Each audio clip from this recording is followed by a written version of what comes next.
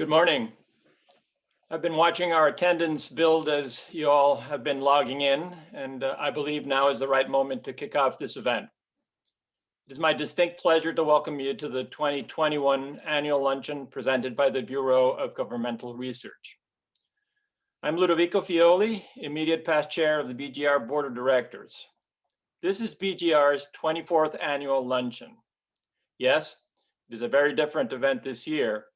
The format is virtual and we aren't providing you lunch, but we're carrying on with our time-honored annual luncheon tradition. We're here today gathered together as best we can to celebrate another year of BGR's accomplishments and to expand our understanding of key public policy issues. I know you're excited for us to introduce Darren Walker, but first I'd like to tell you about BGR and its importance to our community. BGR is a private, nonprofit, independent research organization dedicated to informed public policy making and the effective use of public resources for the improvement of government in the New Orleans metropolitan area. BGR carries out this mission by producing nonpartisan research reports that analyze important policy issues. BGR looks at the systems, processes, and finances of local government and recommends ways to improve outcomes. And it has delivered this public service for almost 90 years. BGR's work in 2020 very well illustrates our value as a resource for citizens and policymakers. Our president and CEO, Amy Glowinski, led the research team to produce 11 reports that recommended ways to improve financial stewardship of the unique system of public charter schools in New Orleans,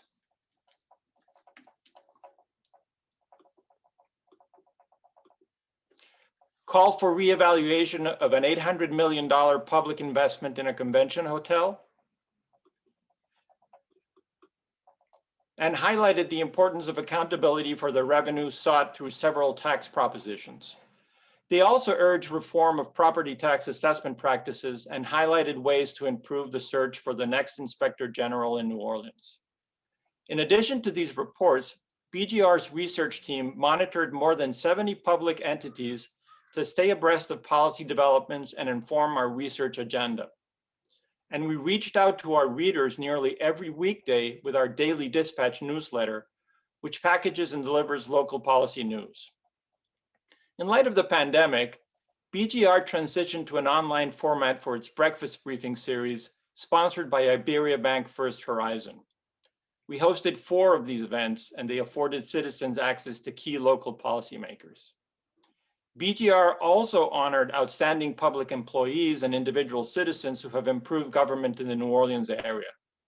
This year's Excellence in Government Awards program was a televised event sponsored by Canal Barge Company and produced by WYES-TV. It provided an innovative way to honor this year's award recipients. All told, BGR continued its work toward greater efficiency, effectiveness, transparency, and accountability in local government. This means positive outcomes for citizens, such as $12 million a year in hotel tax revenue for infrastructure in New Orleans, and improved accountability for the public school system and its $45 million in financial reserves. 11 of our policy achievements have received national awards from our peers in the Governmental Research Association. With your support, we look forward to an outstanding 2021. I now welcome and introduce you to Norma Grace, BGR's current board chair. Norma is retired Vice Chancellor for Economic Development at the University of New Orleans. She has served on the BGR board for a decade, provided great leadership and support for our mission, and is now guiding BGR's next chapter of accomplishments. Thank you, Ludovico. I am grateful for your steadfast leadership and guidance. I look forward to working with you and the rest of the board this year. As part of our annual luncheon tradition, we recognize our outgoing board members. So we say farewell and a heartfelt thank you to Kelly Brown, Hardy Fowler, Todd McDonald, Larry Washington, and Dennis Woltering. I would also like to introduce 5 new directors. They are Dr. Thomas Leviste, Julie Lee, Patty Riddlebarger, Sarita Steib, and Lamar Villery. Thank you to all past and present board members for the significant ways that you enhance our work. In addition, I want to thank past BGR board chair Ann Milling for reaching out to Darren Walker on BGR's behalf and securing his participation today, and for her tireless work year-round in service to this organization. BGR is able to make this luncheon free to the public thanks to the generous support of today's event sponsor, the Zamuri Foundation. We extend our sincere gratitude to the Zamuri Foundation's extraordinary support of BGR. I also want to thank the Times-Picayune, the New Orleans Advocate, WWNO New Orleans Public Radio, and Biz New Orleans for the generous promotional support for this event. And I want to thank you, our audience, for being with us today. To our BGR members, you sustain our work in essential ways through your financial support and through your advocacy for results that align with BGR's recommendations. If you are new to BGR, we encourage you to visit our website, bgr.org, to learn more about us and consider becoming a member. We maintain our independence through the generous support of individuals, businesses, and foundations. And now, we will proceed to the highlight of today's program, a discussion of philanthropy as an agent for change in the public sector. This presentation is part of the Janet Howard Speaker Series in Governmental Research. While we have collected questions in advance, members of the audience may submit questions to be considered for the latter part of the program. We will receive your questions through the Q&A icon at the bottom center of your screen. When you click that icon, a box will appear and you may submit your question by typing it in the Q&A box and then hitting return. We are excited today to have with us Darren Walker, president of the Ford Foundation. Darren is one of America's most accomplished nonprofit executives with a strong connection to New Orleans and the surrounding region. Before joining Ford, Darren worked for the Rockefeller Foundation. There, he oversaw investment in planning efforts and other recovery initiatives for the post-Katrina New Orleans. During the past decade at the Ford Foundation, Darren has led major investments in New Orleans to improve physical and civic infrastructure. The foundation has also strengthened the capacity of the community development sector and contributed to the ongoing revitalization of neighborhoods such as Central City. To facilitate Darren's discussion of how philanthropy can bring about change in the public sector, we welcome Andy Coplan, President and CEO of the Greater New Orleans Foundation. Andy came to the Greater New Orleans Foundation after 6 years as the top city administrator for New Orleans Mayor Mitch Landrieu. Prior to that, Andy served as founding executive director of the Louisiana Recovery Authority, which led the state's recovery efforts after Hurricanes Katrina and Rita. It was at the LRA that Andy collaborated with Darren to support a broad and inclusive planning process to help New Orleans rebuild and recover. We thank you both for being here today, and we are excited for what this discussion holds. I will turn the floor over to our guests, Darren Walker and Andy Coplan. Thank you, Norma, and good afternoon, everybody, and welcome to my friend, Darren Walker. We're thrilled to have you, Darren. Thank you very much, Andy, to you and to Norma and Amy and everyone at BGR. It is really great for me to be here. And Norma is right. When my friend Ann Milling called me to say, you've got to do this, within minutes, then there was a litany from Walter Isaacson to Lynetta Gilbert to Flozell Daniel. I mean, just about everyone in New Orleans I know within a matter of minutes. So Ann's web worked very effectively, as it always does, to get the intended outcome. But it didn't really take much to convince me that I wanted to accept this very generous and kind invitation to be with you, Andy, of course, and to talk about New Orleans and philanthropy, two of my favorite subjects. Well, that is just a great story, because what people in New Orleans know to be true is what you are living proof of today with your presence here, which is that no one ever says no to Aunt Millie. And the cast of characters that she arranged to help ensure your participation are great civic leaders and friends of ours in the community. And so we're delighted to have their help as well, and to get you to help us today with BGR's annual luncheon. Before we get to New Orleans, I want to start a little bit back in history with your life. And I know that everyone, now that you're head of the Ford Foundation, wants to stake their claim on you, and Louisianans are no different. But you were born in our state, weren't you? I indeed was born at the Lafayette Charity Hospital. And my mother likes to remind me that the Charity Hospital in Lafayette in 1959 was under-air conditioned, and she was in labor for 16 hours. This is something I've known for my entire life. And my mother, I don't think, will ever let me forget it.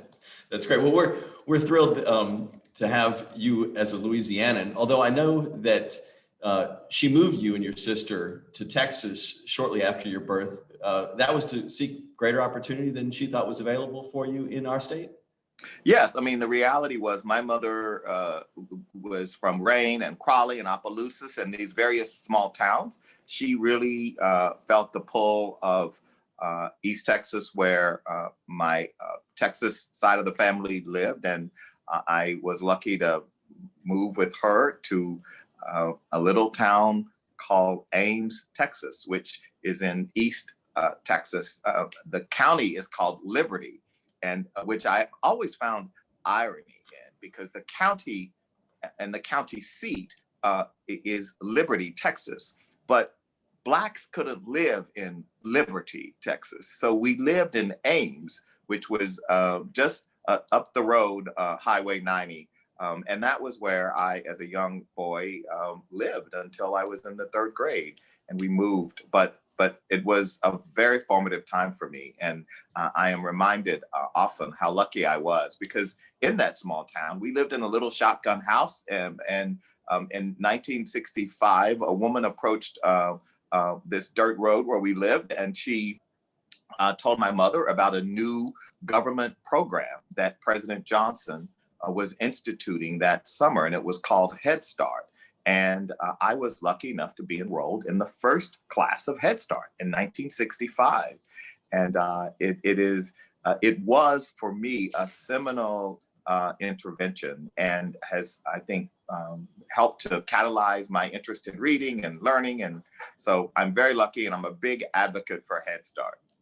And didn't philanthropy play a role in Head Start somewhere along the line? Well, it's really interesting, Andy, because the Ford Foundation in the 1960s funded a group of researchers looking at child poverty at Yale. And the team of researchers in turn did the report that the Johnson administration used as part of its Great Society War on Poverty. And Head Start came out of that. And so, as is often the case, philanthropy funds the idea, funds the R&D, and government will, if government is smart, will scale it. And that's what happened with Head Start and so many other programs. Which is apropos to the BGR's topic today, which is how can philanthropy influence change in the public sector? And with Head Start in your life, there are several examples, and it's now come full circle. You going from Head Start to the Ford Foundation with several stops in between. Well, indeed. I mean, I think the role of organizations like BGR, as someone who is lucky enough to work with many cities and state governments, and internationally with the World Bank and various institutions dedicated to research and knowledge and evidence, we need organizations like BGR more than ever, because more than ever, we need data and information to inform government policy. And we need the citizens to be driven by data and information, and to allow that to inform our public policy and what we prioritize.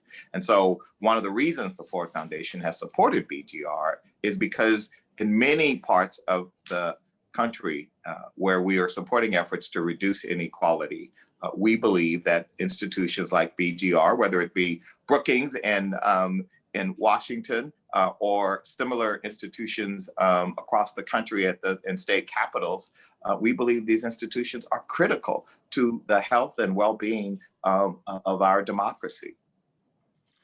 And so Ford, in your work, prioritizes the funding of institutions as well as cultural organizations and arts organizations. And democracy promotion is one of your key missions, is it not? Indeed. I mean, Henry Ford the second, who really created the modern Ford Foundation, one of the four pillars is strengthening democracy and democratic institutions in the US and across the world. And it is why we focus so intensely on reducing inequality, because we believe that inequality is harmful to democracy. It's harmful to our body politic. I think, foments division. It foments classism. And when we see the patterns of inequality compound the historic inequality that in our country is primarily racial, when we see how contemporary inequality simply compounds those historic inequalities, we see the long-term threats to our democracy. So we're very committed to organizations working on strengthening democracy. So those organizations were working to ensure that more Americans vote is a major focus for us.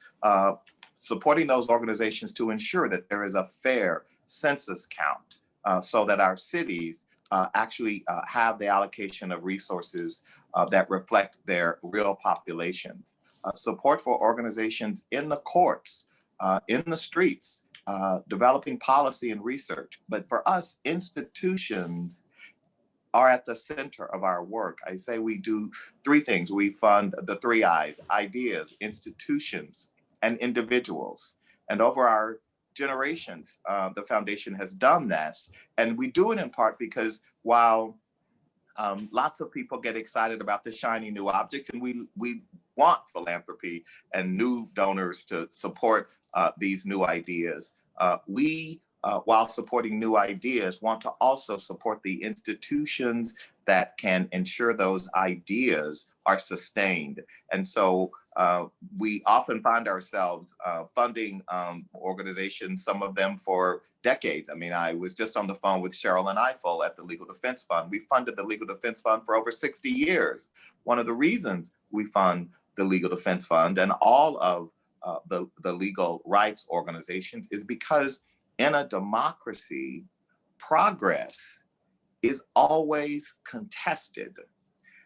And the support that we have provided to the Legal Defense Fund, I would say that, in the 1960s, regrettably, we had to fund the Legal Defense Fund as they brought action against the states of Mississippi, Alabama, and Georgia for voter suppression.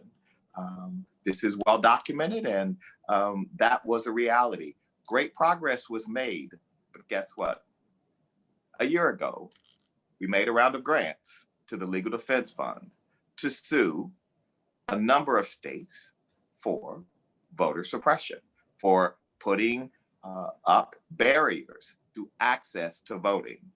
From our standpoint, this is wholly consistent with Henry's remit to us and wholly consistent with a very patriotic ideal.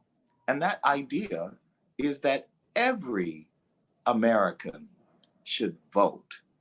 It is a patriotic duty, a democratic responsibility.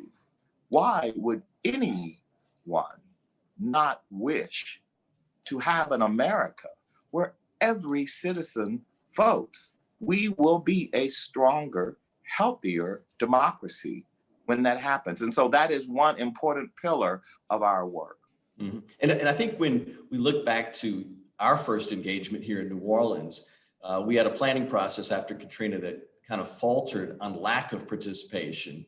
And Norman Francis and Walter Isaacson from the Louisiana Recovery Authority came to you at Rockefeller and said, can you help us kickstart that planning process? And you said, yes. Rockefeller made an investment in the Unified New Orleans planning process. And two things occurred as part of that process. One is you insisted that the Greater New Orleans Foundation be the local partner as an institution to be part of leading this process. And number two, that the participation be extraordinarily broad. And so we went across the country. We had charrettes in New Orleans, but also in Atlanta, in Houston, in Nashville, in Miami, in LA, wherever the folks who had evacuated New Orleans had gone, so that all of them could be involved in shaping the future of the city. Indeed. And I think, Andy, one of the things, you and I and Walter and Ann and Lynetta and so many people over the years who I respect and admire have had the conversation about our beloved New Orleans and the state of the city in the wake of Katrina and what it really revealed.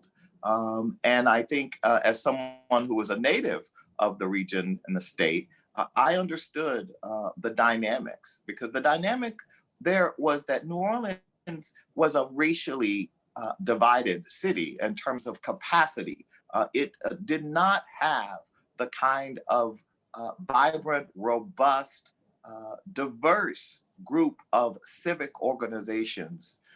And this was why it was so important to invest in those processes. And I think that New Orleans has made tremendous progress since Katrina in this regard. When you look at, I was just looking at the board list of BGR, and as I've looked at many, and things have become more diverse in the years since Katrina. And I think things have become more diverse, not because there's someone, telling New Orleans that you have to be more diverse. I think it's because people know that the city will be better. And that one of the reasons New Orleans faced the challenge of a lack of resilience after Katrina was because there had not been an investment in the civic infrastructure, particularly in the African-American community, by philanthropy. Yes, there had been initiatives and projects, but the long-term sustainability of Black-led organizations, of organizations that were interracial, that crossed boundaries of class and race, were too few in New Orleans. And that history is something that I think people are internalizing and realize that New Orleans, in order to be a 21st century city, will need to change in this regard. And it's very clear that that change is very much underway. And so you brought your board here in 2017, I believe, to show the progress. What did you see? What did you show them? And what impact did it have on your colleagues on the Ford board? Well, I think for the Ford trustees, the New Orleans trip was just seminal. We have an international board, so we have people from Africa and South Asia and Latin America. And so they had read about New Orleans in the context primarily of Katrina. But what they saw was a city on the move. What they saw was a city that was urgently tackling the challenges, first of the built environment. New Orleans, like most American cities, has a racialized built environment and a history around why certain people live in certain neighborhoods and communities. They saw a civic community that was clearly changing from higher education to organizations like BGR and so many of the organizations we fund, like Enterprise Community Partners, the worker centers, and organizations like that. And we're very impressed not only with the organization, but the quality of leadership and the boards. And then, of course, the culture. We spent a morning at Ashe, which, of course, if you want to be inspired, it was an amazing session there, seeing the creativity of this city and what the Ashe Center has been able to do and be a national model. And this is the thing that's very important about New Orleans, is that New Orleans is moving from being a laggard to being a model. on many of these levels. And so you can see organizations like the Ashe Center or BGR or the Worker Center or Enterprises offices or many other organizations who are indeed models. I mean, they are models for what you do to establish high functioning, effective, credible organizations serving on mission. And so I think New Orleans' future is bright and exciting. And it's one of the reasons why I understand the pull of this city. I have a dear friend who, and his husband who lived down in the village, and they have this enormous house and townhouse down in Greenwich Village. And he rang me a few weeks ago to say, you won't believe what Tom and I have done. We bought this massive house on Royal in the quarter, and we're moving to New Orleans. And I thought, you cannot leave New York. And of course, he said, of course, we're not leaving New York, but we are literally going to be living down in New Orleans for a big part of the year. I think there are more people doing that. There are more people who realize that New Orleans is the kind of city you want to move to. And I have to say, New Orleans for a long time had a reputation as a city you were from, because everyone knew everyone and all the families had known each other forever. And to move there was not that normal. Now I think we're starting to see that change, and that's a good thing. And I'm hoping that for New Orleans, our moment of reckoning was August 29th, 2005. And as you said, it exposed to the country and to ourselves the lack of opportunity, the inequity, the institutionalized racism that we saw. And I'm wondering whether you think that some of the progress, and we've got a long way to go in New Orleans, no doubt, can be a lesson for how the country might continue to react to the COVID-19 pandemic with its race disparities and to the George Floyd murder that has inspired millions across this country to work towards a more just racial future. Well, Andy, I think, New Orleans had a head start in some ways because of the tragedy of Katrina. And also you had Mitch as your mayor. And Mitch, I have to say, who I was emailing with this morning about his organization, of which I'm lucky enough to be an advisory board member. But Mitch was one of the few white Southern leaders willing to call it what it is when he spoke about racism and white supremacy. And there were people who criticized Mitch, but Mitch was courageous. The speech he gave was the speech of a statesman. The speech that he gave, I think, opened the aperture for others to be able to engage. And that took a lot of courage. He got a lot of blowback. But of course, as we saw in the wake of the Floyd murder, a lot of other people, a lot of other leaders, a lot of other white leaders, corporate leaders, political leaders, basically said what Mitch had said years earlier.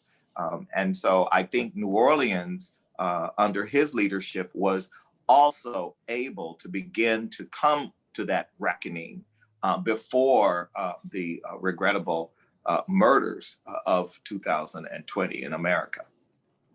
And what advice would you have for our institutions, our leaders in this city about continuing that progress, and to the folks that you work with across this country to take advantage of the opportunity we might have today to really make a significant impact in changing our history?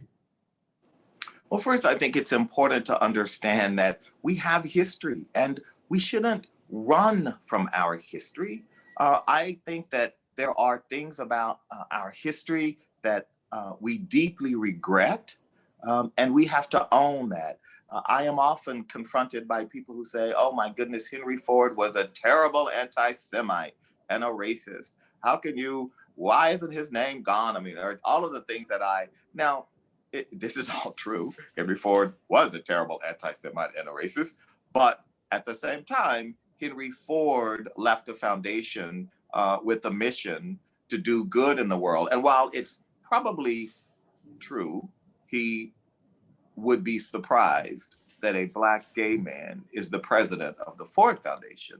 I think the fact that a Black gay man is the president of the Ford Foundation is an example of what is possible in this country as we evolve to be a more inclusive America, America that actually realizes its ideals. And so my advice for leaders of institutions is to embrace that history, to be clear about the North Star of equality and equity and justice and fairness and all of these ideas that are written in our founding documents, and to deliver on that. And that is going to mean that we privileged people have to change and have to be willing to talk about not just what are we willing to give back, but what are we willing to give up? Because the reality of privilege in this country, and I have lived with privilege and I have lived without privilege, I will tell you, there is a big difference. When you live with privilege, like I do, and like the people in my, the wind is just completely behind you. On some levels, you just have to show up every day. And that's not to say that we don't work hard and we don't, but if you've been lucky enough to have had disposable income to invest in the stock market, if you have a nice apartment in New York, a place in the Hamptons or wherever, the last few years have been extraordinarily good. So for me personally, these last few years as a personal economic matter have been a windfall.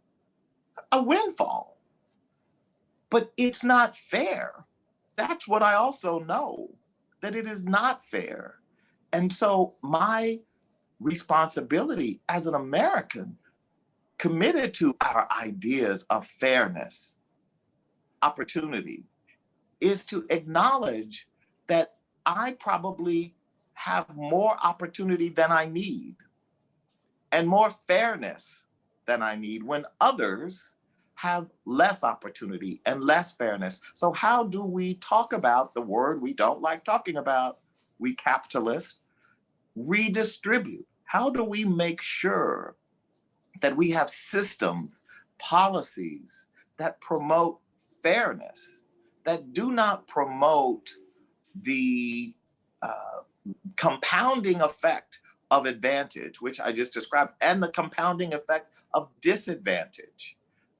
And that's what we have to be committed to in this country. And we privileged people, and it's very hard. I will tell you, in many of the circles, if I am in one more conversation with the wealthy person who's complaining about taxes in New York, I'm just gonna, really, right now, in the middle of a pandemic, your biggest concern are your personal taxes.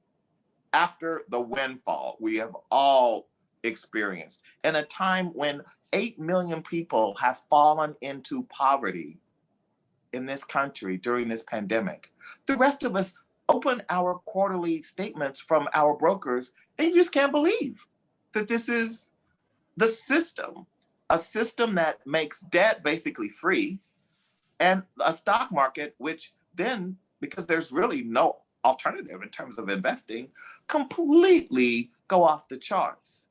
And so that's what's actually happening in this country. And that is not good. As a capitalist, someone who believes that capitalism is the best way to organize an economy, this is not the kind of capitalism that is sustainable or that promotes a healthy, vibrant democracy. But it leads to people believing that the system truly is rigged against them, which is a threat to all of us. Well, yes, because they see it. The system is rigged. I mean, I hate to sound, but, and I don't mean that it's perniciously rigged or that it is in some way seeking to create kleptocracies. That's not what it, but I mean the policies that we see being put in place. So, I mean, our monetary policy, has served to quickly accelerate the value of an asset, whether that be a piece of real estate or an equity share or whatever that may be. So if you're lucky enough to have those, then the system has really just propelled you forward. If you're not lucky enough and you want to go to college and you're from a working class family in Topeka, Kansas, you're going to have to take out $50,000 of debt so that your kid can get an education. And that family in Topeka who's spending $50,000 of debt so that they can have their kid be educated, how do you think they feel about the system of higher education that, in fact, certainly from where I sit here in New York, absolutely privileges legacy and the children of the already privileged? So we are compounding their privilege by saying, because your grandfather went to Yale, you will have an advantage in getting into Yale too. So Yeah, that's the world that I live in here in New York. And that is a real, to my mind, indicator of the way the system needs to be dismantled if we really want fairness for all. Yeah, and I think in New Orleans, where we've got some of the highest inequities among income, where you look at the COVID pandemic, for those of us who are able to work virtually, our lives have continued unabated. For those in the hospitality and service industry, those industries have been devastated by the pandemic, and those families are really struggling with housing, with food, with wages.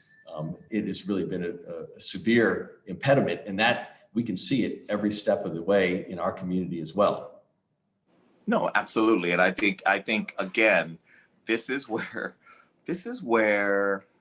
the performative acts of leaders of the last few months about Black Lives Matter, about essential workers. I mean, essential workers don't want us running commercials about how valiant they are. They want us to pay them a wage that allows them to live with dignity.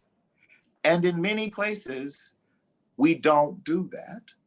And in many places, business organizes to place barriers to the advancement of workers, their employees, because a business case is made that, well, we can't raise wages, we can't give benefits, we can't. And to me, that's really not reconcilable with and this gets back to the philanthropist who says, oh, I may have to do some things that I don't particularly like to acquire wealth, but I'll start a foundation and then I'll give away something when I'm 70 years old. That's really not. I mean, Dr. King said something that I have been guided by, which was a challenge to Andrew Carnegie's founding idea of modern American philanthropy, when Carnegie talked about charity and generosity and the imperative of men like him and Rockefeller to extend alms to their fellow lesser citizens. And Dr. King challenged that. He said the following: philanthropy is important and philanthropy is commendable, but it should not allow the philanthropist to overlook the economic injustice which makes philanthropy necessary. And so what Dr. King was saying to philanthropists was something different than what Rockefeller and Carnegie said.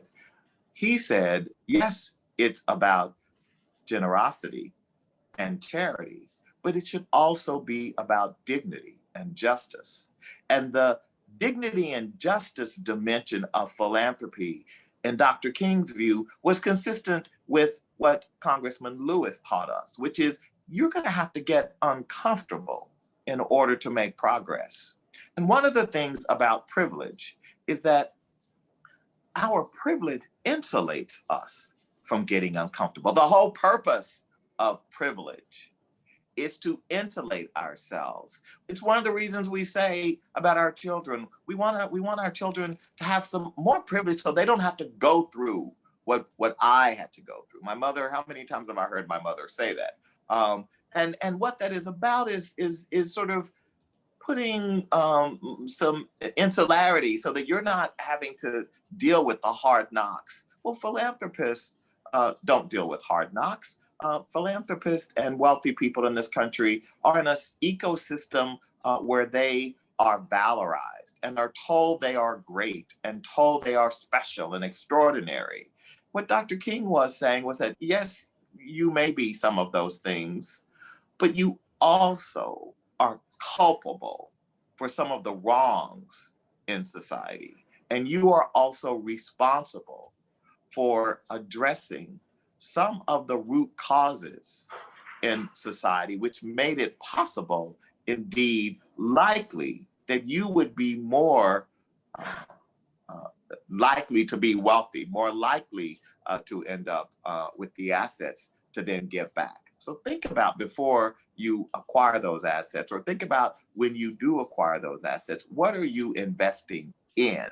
Are you investing in the kinds of things that are basically just naming opportunities and that allow you and your family to look good in the community? Are you investing in things that actually get at the root causes, the things for which there are not naming opportunities, the things that get at the underbelly of the problems of society and the real root causes? And that's a good calling card for the work that we have put upon ourselves responding to the crises of COVID and racial injustice in 2020, which is to get proximate. I want to move on to the questions that we've got from our audience and related, how can big philanthropy work with big business to harness the power of conscious capitalism and leverage market forces in the cause of a more just economy? I think that there's a lot of room for partnership between philanthropy and business. I mean, you all are doing this, Andy. I know you're doing this at the Greater New Orleans Foundation. I know Flozell is doing this at the Foundation for Louisiana. And so it is actually happening, but it needs to accelerate. It needs to pick up the pace. And part of it is for us in the business community. And I sort of have different hats. I'm on 3 public company boards, and I have this conversation whether I'm at Ralph Lauren or PepsiCo or Square with the leaders to talk about the ways in which we as a business can help solve problems, can partner with NGOs and other philanthropy to be a problem solver. Because the reality is there is tremendous capacity in the business community to solve problems. And when business gets behind a solution, as we're seeing with the COVID vaccine response, as an uber example of what happens when you have business and government and philanthropy come together. I think that we in business need to name the kind of capitalism we want to be a part of.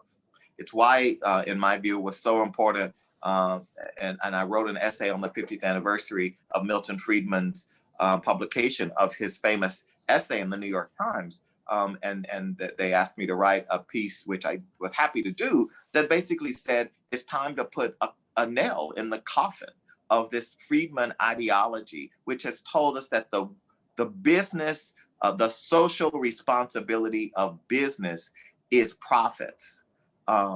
Actually, that idea is what has contributed to getting us where we are today.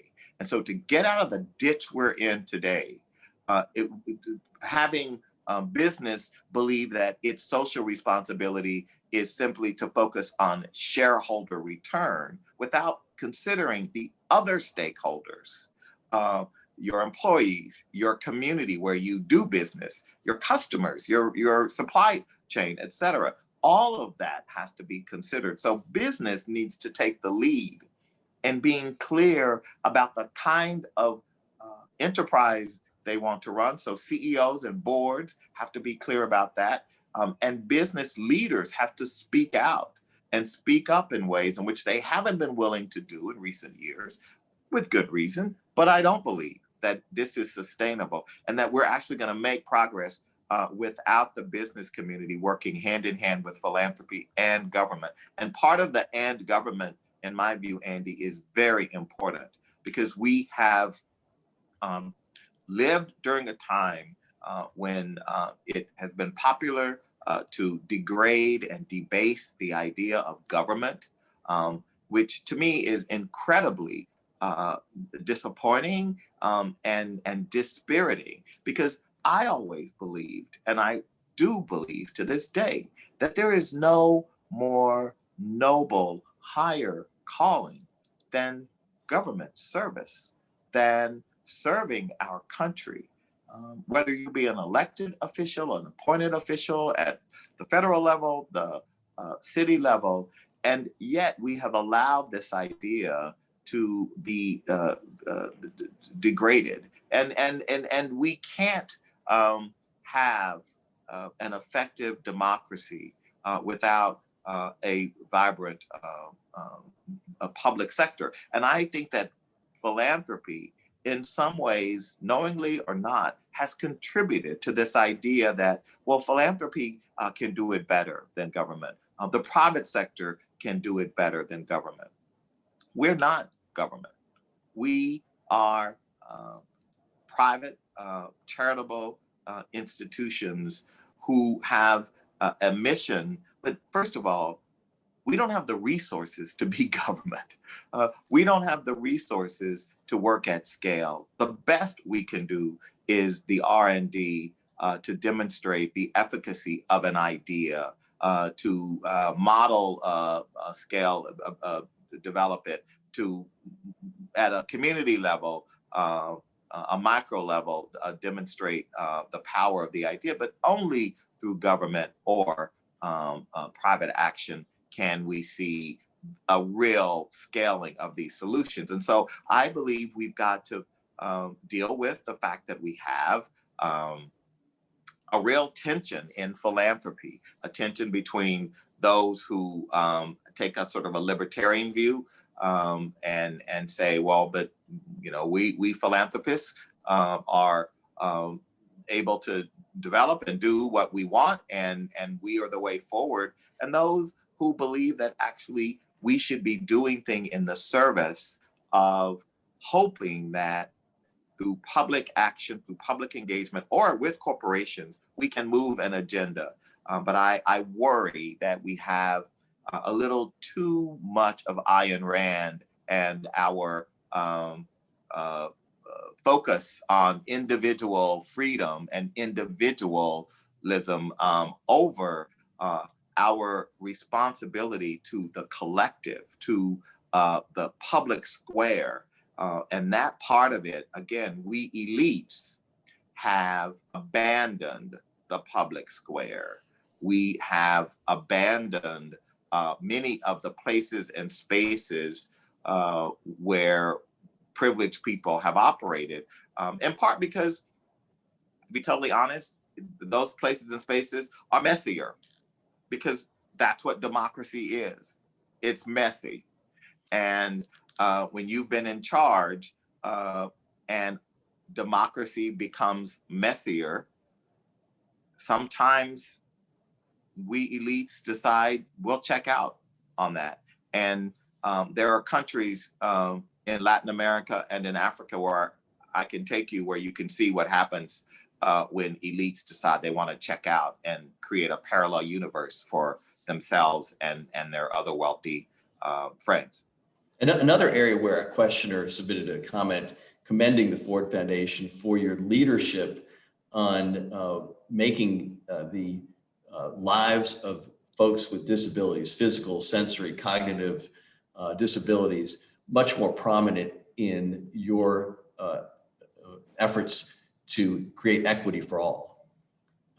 Well, you know, that wasn't because one day I woke up and decided that was because I wrote an essay for the New York Times on inequality and mentioned every population who is disadvantaged in America, except the largest population, people with disabilities. And I was roundly and appropriately chastised for that. And one of the things I learned was my own sense of ableism, my own sense of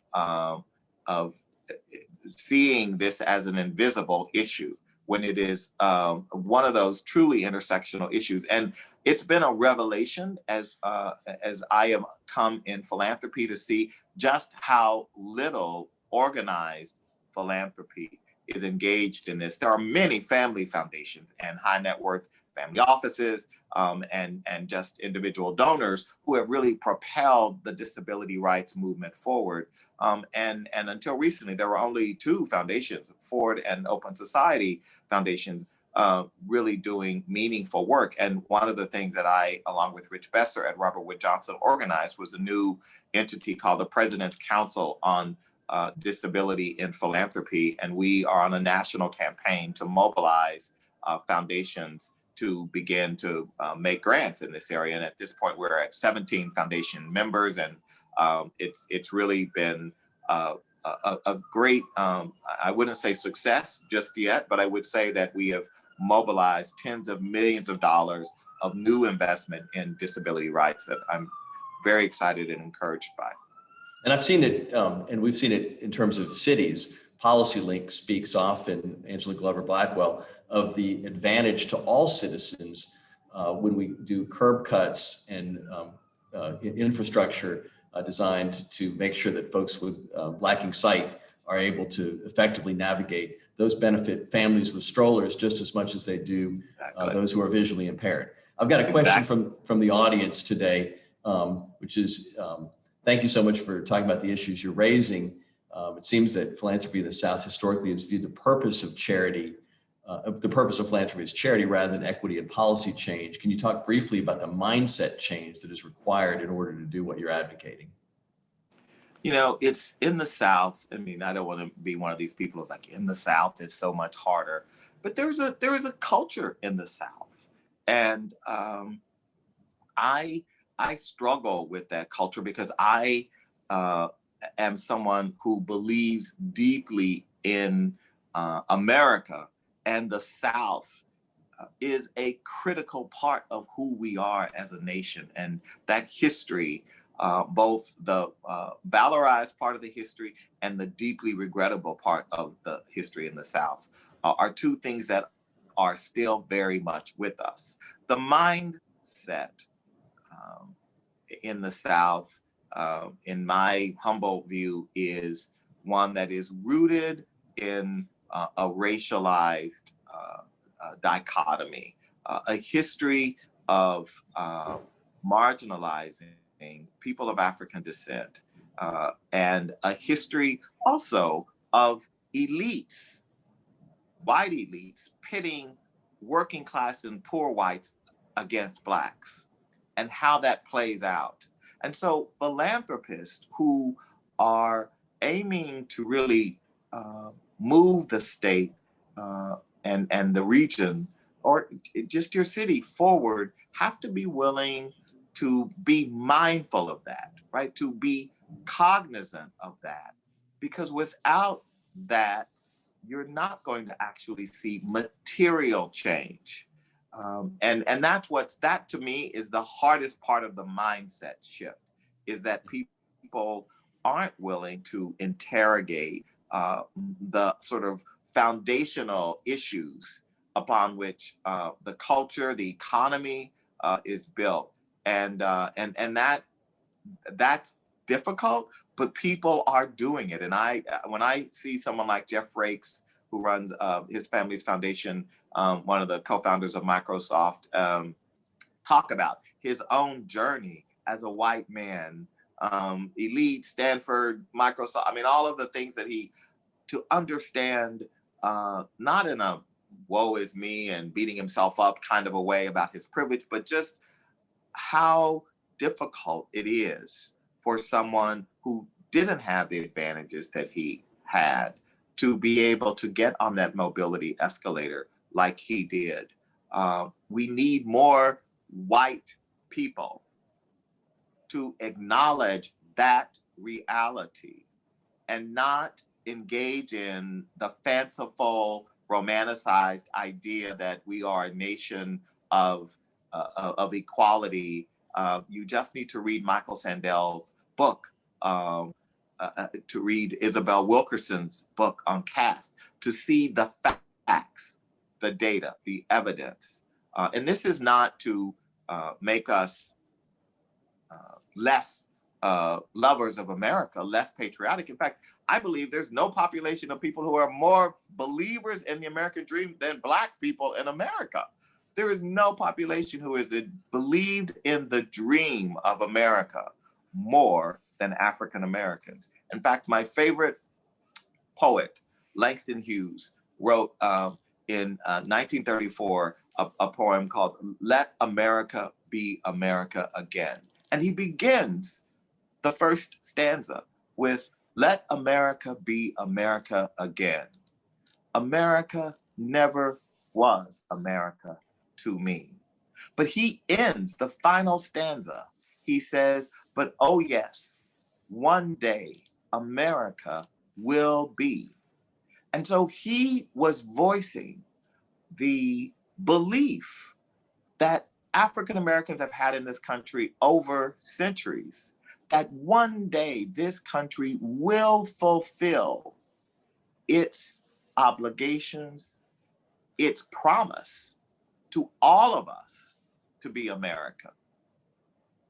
Yeah, and saying that back in 1934, when that promise was so much more distant, is an extraordinary commitment. And it was a commitment based on the ideals of our founders, as flawed as they may be in other ways, that the pursuit of happiness, life, liberty, and the pursuit of happiness for all is a gold standard, or it's a North Star for all of us to pursue if we will just get there. So Darren, it's about time for us to wrap up. I want to just thank you again for your leadership at the Ford Foundation and the Rockefeller Foundation, being a partner of ours in New Orleans. There were many great saints of New Orleans' comeback, and you are among them.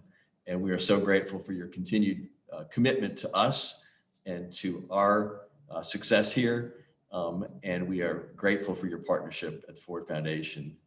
Thank you for being part of this annual meeting today. Thank you, Andy. It's been just a huge honor. So grateful for the invitation. And now we'll turn it back to Thank you Norma both. Grace. Thank you both for speaking today. We truly appreciate this thoughtful and informative discussion. Thank you, Darren. Thank you, Andy. Thanks again to all of you for being with us. A recording of today's event will be available on our website, bgr.org. The best way to stay on top of all BGR events and research is to become a member. We regularly engage with our members about our public policy work and value the dialogue. We also rely on our members to help amplify BGR's recommendations. If you're not currently a member, visit bgr.org to join the ranks of concerned citizens working to improve local government. We hope you have found value in this discussion. Thank you for attending our annual luncheon, and we look forward to our next one and seeing you in person. Until then, take good care. Thank you.